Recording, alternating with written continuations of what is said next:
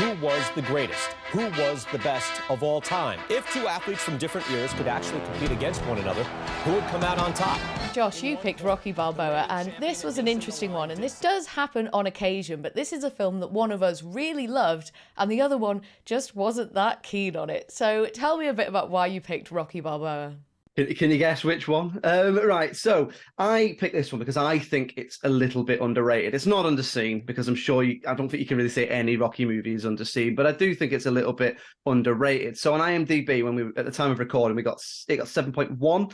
Rotten Tomatoes, the audience gave it 76 and the critics gave it 77. So it averaged out at 74.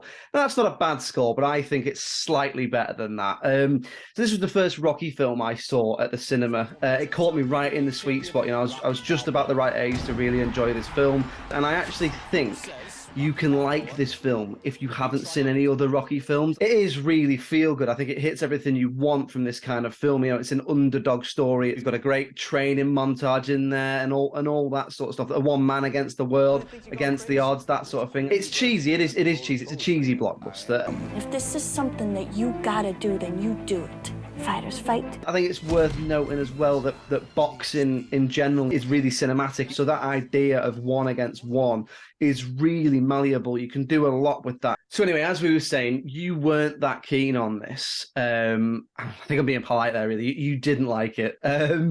Which is fine. I think you made some good points in the episode, but give us a little taste of now. What didn't you like?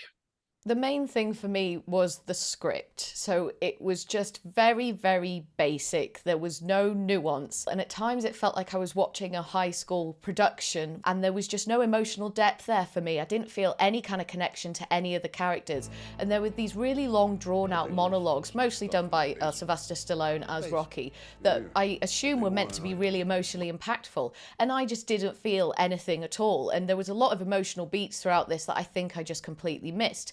I will say I haven't seen any of the Rocky films, so I don't know if maybe that had an impact. A lot of the time it felt like the film was trying to get me to feel a certain way about certain characters, but the actions and the things that they'd said leading up to those points just didn't bring me to any sort of deep developed conclusion. So I just left the whole thing feeling very hollow. What I will say is I did think it looked pretty darn good. So it feels really atmospheric. It's very working class.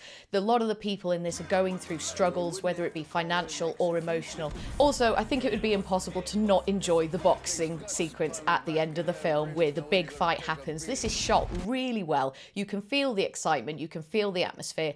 I wouldn't watch it again, but I can see some of the positives in it, and I can understand how, if you're a Rocky fan, that this would be the perfect conclusion for you.